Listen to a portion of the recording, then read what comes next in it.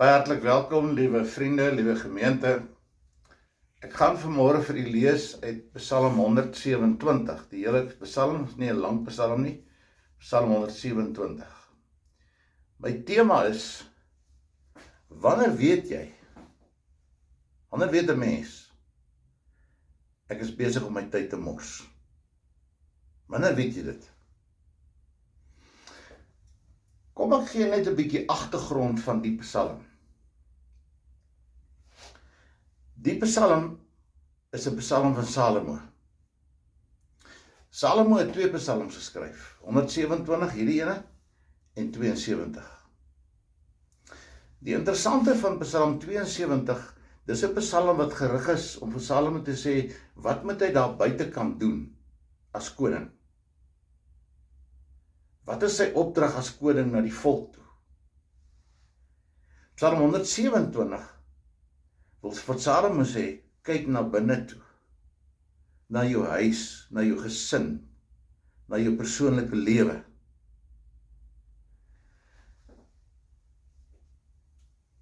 En dan verder moet ons ook raak sien dat Psalm 127 is 'n skarnierpsalm. Dit lê tussen 20 en 26 wat pelgrimspsalms is, en dan ook verder weer 28 tot 30, 31 wat ook pelgrimspsalms is. Hier lê hierdie skarnierpsalm. Dit is wonderlik dat hierdie skarnierpsalm deel uitmaak van die wysheidsliteratuur. Hoekom? Omdat dit Salomo was wat dit geskryf het. Die wysheidsliteratuur is verder Prediker, wat nou nie deur Salomo geskryf is nie, daar staan wel, maar is deur 'n student van Salomo geskryf. En dan die psalms, en dan Job, en dan Spreuke. Dis als wysheidsliteratuur, wat vir jou met ander woorde lesse wil leer oor die lewe. Die baie interessante ding is dat Salomo, sy naam wat beteken vrede, is deur Nathan die profeet gedoop Jedidja, in opdrag van die Here, in 2 Samuel 12, vers 25. Toe word sy naam Jedidja, wat beteken die Here het jou baie lief. Ongelooflik as iemand my so kom doop, die Here het jou baie lief.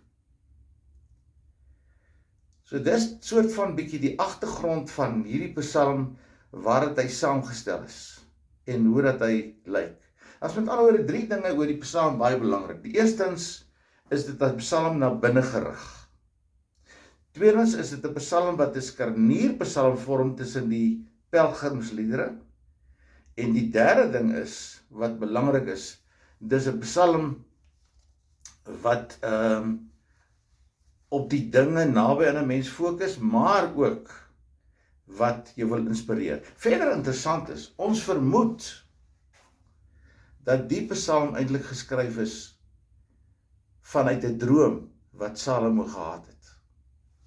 Waarskynlik het Salomo 'n droom gehad. Ons lees daar in 1 Konings 3 vers 5 van dit. Salomo het 'n droom gehad, en waarskynlik toe hy wakker word, toe sit hierdie Psalm in sy kop. Mense onthou mos nie al jou drome nie, maar toe onthou hy die droom, en toe skryf hy dit deur.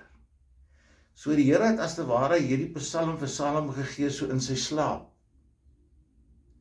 Baie kunstenaars sal vir jou sê, man, ek het eendag daar op 'n wakkie gery en so lê en kyk na die hemel, en toe skryf ek 'n lied. Of ek het daar in die veld op 'n klip gesit, toe skryf ek dit. Hier is iemand wat in 'n droom van die Here iets ontvang. En daarom is dit soveel te meer, dink ek, dat ons na hierdie Psalm sal luister. Ek lees graag vir die Psalm 127. 'n Pelgrimslied van Salomo: as die Here die huis nie bou nie, swoeg die wat daaraan bou te vergeefs. As die Here die stad nie beskerm nie, waak die wat beskerm te vergeefs. Te vergeefs dat julle vroeg opstaan en laat gaan slaap en met moeite bestaan maak. Vir die wat hy liefhet, gee die Here dit in hulle slaap. Vir die wat hy liefhet, gee die Here dit in hulle slaap.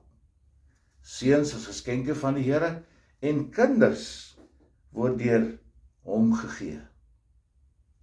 Soos pyle in die hand van 'n krygsman, so 'n seuns wat gebore is toe hulle vader nog jonk was. Dit gaan goed met die man wat sy pylkoker so gevul het. Sulke mense het niks te vrees as hulle met die vyand in die stadspoorte onderhandel nie.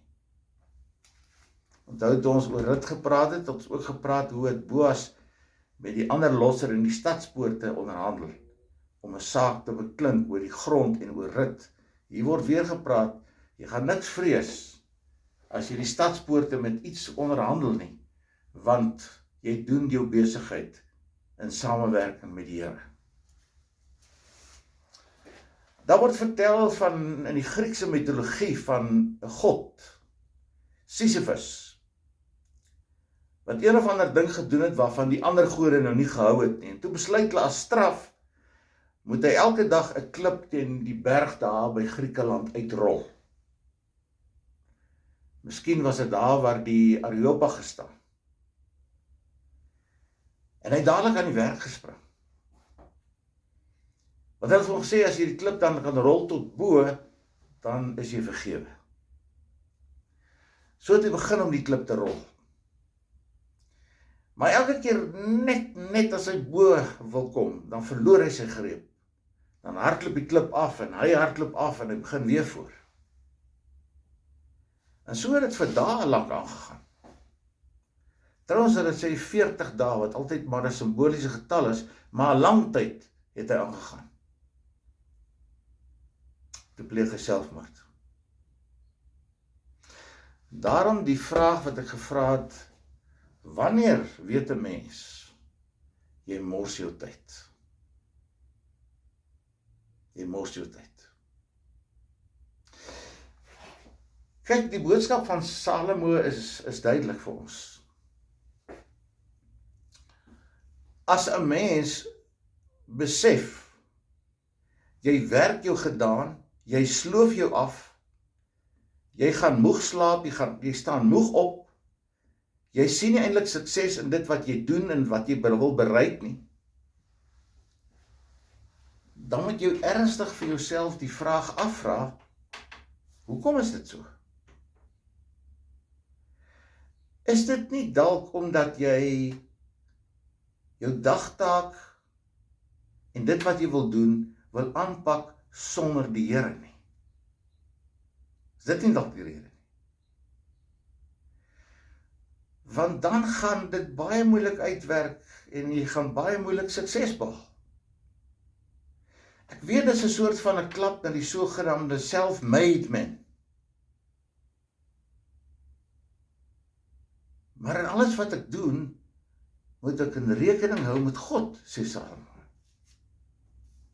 Want hy kan nogal dinge wat ek nie kan regkry nie vir my in my slaap regmaak. Die tweede ding wat ek wil sê is, ons mense is so bekommerd en vasgevang in die inflasie, in die petrolprys, in Eskom, wat nou 'n bietjie beter is, die liggie brand, Eskom, en noem maar 'n klomp dinge op, wat elke dag ons tyd in beslag neem, misdaad. Staan maar 'n paar mense by mekaar, dan hoor jy wat het gebeur. Ons is so vasgevang in dit, dat ons dalk daarop fokus en nie ons fokus op God instel nie. Dit laat my nogal dink aan die helikopterouers, né? Dis mos die ouers wat, hulle sweef so oor die spool en oor die sportveld en oor die onderwysers en so en so en so. En hulle wil gedurig kyk wat hulle kind hier doen en hiermee help en daarmee iets doen en daarmee. Ek hoor onderwysers sê dit maak hulle moeg. Hierdie helikopterouers. In plaas daarvan dat hulle eintlik eerder van daai tyd vat om, en ek sê nie om jou kind nie ondersteun nie, maar dat jy eerder van daai tyd vat om jou kind op te dra aan die Here, om die onderwyser op te dra aan die Here, en vir jouself te bid vir 'n fyn aanvoeling om te onderskei die dinge waarop dit aankom en wat regtig saak maak. Dit sê Paulus, sy presiese woorde, Filippense 1 vers 9. Die derde ding is, dalk net, nou praat ek net met myself, dalk net, Herman, slaap jy sleg, want jy bekommer jou dood, oor die einde van die maand, of jy jou goed sal kan betaal. Jy bekommer jou dood, of jy sal survive. Jy bekommer jou dood oor wat mense sê, terwyl ek voor die Here weet, wie is ek? Want aan die einde van die dag, leef ek saam met my gewete. Dit lyk wel of party mense dit wel nie het nie. Maar gewete is iets wat jy nooit uit jou koffer uitpak nie.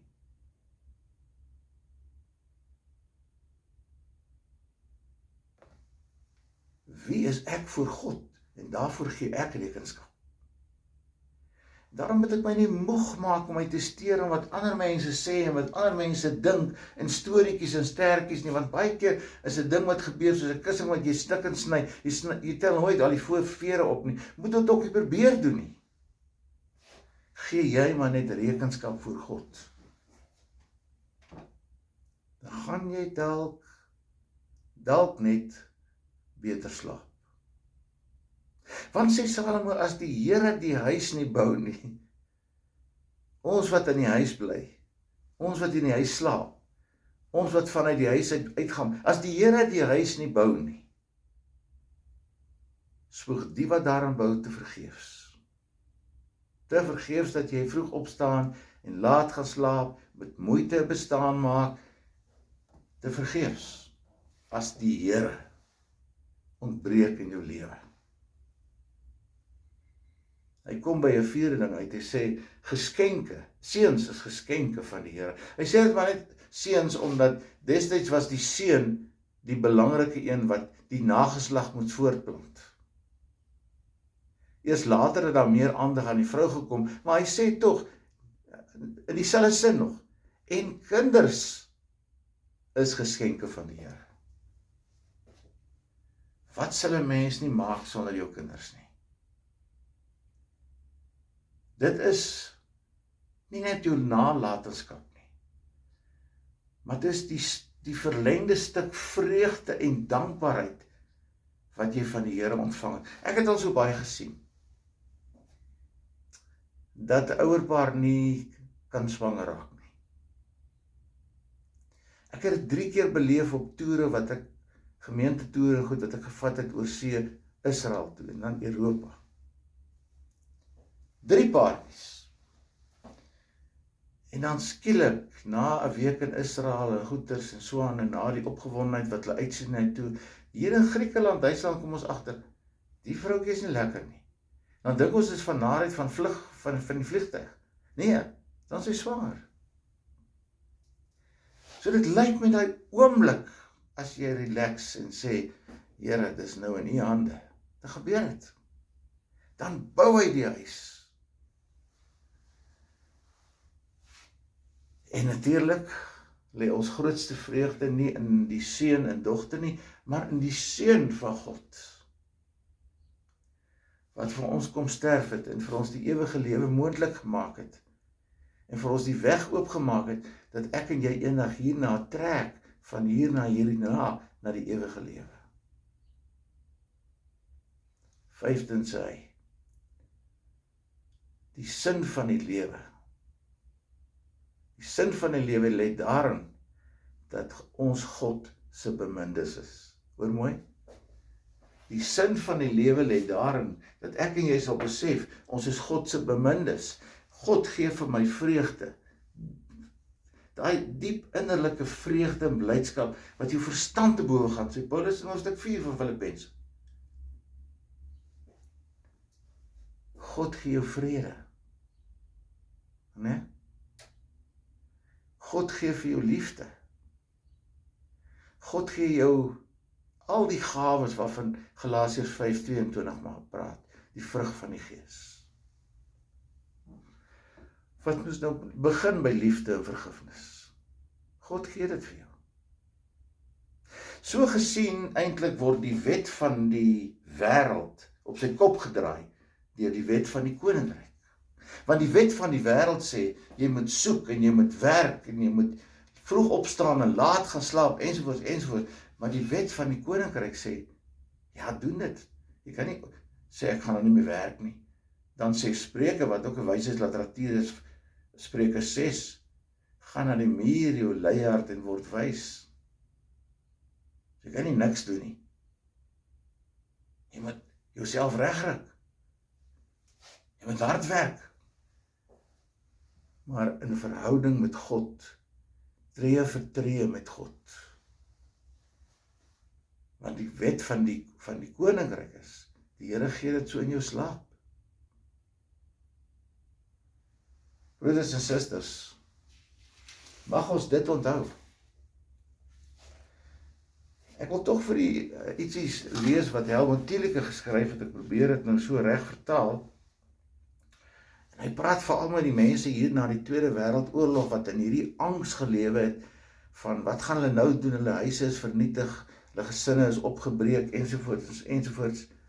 En dan lei hierdie ouens, sê Helmut Thielicke, aan eksistensiële angs na alles wat hulle deurgemaak het. Maar wat sê Thielicke? Jy moet oorleef. Jy moet oorleef deur die moed aan die dag te lê om te wees en om jou in jou daar wees vreesloos in jou weerloosheid aan die wêreld uit te lewer. Ek moet weer vir u lees. Thielicke sê, 'n mens moet oorleef deur die moed aan die dag te lê om te wees en in jou daar wees vreesloos in jou weerloosheid aan die wêreld uit te lewer. Jy kan nie ophou nie. Jy moet leef teen die odds in. En so word jy 'n held. 'n Held, iemand wat triomfeer oor jou eie omstandighede. Maar iemand wat rustig gaan slaap en weet dat dit, die res, is in God se hande. En môre staan ek op met sy vrede en sy vreugde. Mag die Here vir ons daarmee help. Kom ons bid saam. Hemelse Vader, baie dankie vir alles wat U vir ons gee, onverdiend uit U Vaderhand, die grootste gawe, die lewe self. En dat ons dit nie sal misbruik nie, maar sal gebruik tot die eer en uitbreiding van U koninkryk en die grootmaking van U naam. Dat ons die wet van die koninkryk sal volg van sonder die Here, mors ek my tyd. Dan loop alles op 'n doodloopstraat, bekaldes ek. Ek bid Here vir mense by ons, Stoffel, wat elke dag sy vroukie en sy suster besoek, dat U ook vir hom krag sal gee, want die sin kan maklik vervaag. Wees met Grieta wat kanker het, wat baie duiselig is, dat U met haar in Koenie sal wees.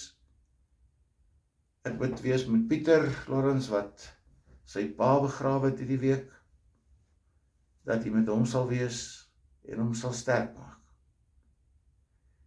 Ek bid Here dat U sal wees met Tannie Susan Estreisen, na gesondheid, hou haar styf vas. Dink aan Koos Strydom wat ook sukkel met sy voete, sukkel om te loop, wil U met hom wees en ook vir die dokters 'n oplossing gee. Ek bid Here, wees met soveel ander wat hartseer het. Ek dink aan Christa en Leon wat onlangs hulle skoonseun verloor het. En so is daar almal van ons wat baie keer half makoliekig deur die lewe loop. Maar dat ons krag put uit die skat in ons in Christus. Vergewe ons sondes, Here, en lei ons op die pad wat U wil hê ons moet loop. In Jesus naam. Amen. Ontvang met biddende harte die seën van die Here. Mag die genade van ons Here Jesus Christus en die liefde van God ons Vader en die gemeenskap van die Heilige Gees met jou en met my wees. Dat ek lekker slaap en lekker werk want God is met my. Totsiens. Mooi week vir julle.